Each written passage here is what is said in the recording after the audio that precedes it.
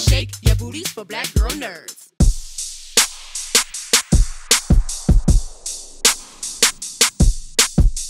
In the role of Carrie in Night School, you were very empathetic towards Kevin Hart's character, Teddy. Do you have any personal experiences working with people who have special needs? Yeah. I used to work at a youth center, a place called Home in South Central LA, and I used to work with a lot of kids with special needs, emotionally, mentally, and physically.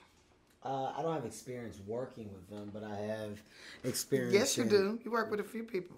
Well, I'm saying like me, hands-on. I mean, I seen you acting with some people. Well, yes, we know that. I'm saying a different side of it. But what I did do from understanding school and understanding the ups and downs that these kids are going through, a lot of it stems from lack of communication and understanding. So when we said we were going to dive into education within the movie, it was nice to give a nod to special education and give a positive nod, because these are things that are overlooked and sometimes portrayed in the negative space just because of lack of understanding. Yes. So to have the adult that's quote unquote the star suffer from some type of learning disability and ultimately open up about it and be okay because it's embraced by the people around him, you realize that I'm not an alien, or I'm not a different person. I'm just like you.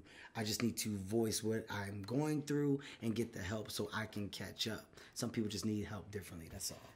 There's a scene in the movie where you compare, your learning disability with potentially having an STD, and that personifies a lot of times the shame or the attitude of otherness that people have when they find out about learning disabilities. What would you say to encourage parents who are rearing children who have learning disabilities? The best thing is communication. Comfort comes from the house. You have to make your child feel comfortable with knowing that you're going to not only be okay, but you can learn just like everybody else. We're just taking a different road. Everybody can't go the same way. We're going to go around to get to the same finish line because we have to do it different. That's it. It's communication. And I think when that message is driven home correctly, then the understanding or lack of is very clear. It's oh my God, this is how and this is why. And when kids at a young age understand that, then they're not shy and they're not scared to say what they may feel or think. You've worked with Tiffany in the past. What is it about Tiffany's authentic essence that makes it so fun to work with her? Is it fun to work with Tiffany? She's real. That's the best way to describe Tiffany. She's real. She's real. What you see is what you get. She's authentic. Same way, except when I'm sleepy. Have there been some personal things that have contributed to you just owning up to who you really are? It's hard for people to be their authentic selves, but you walk around doing it. What could you attribute that to?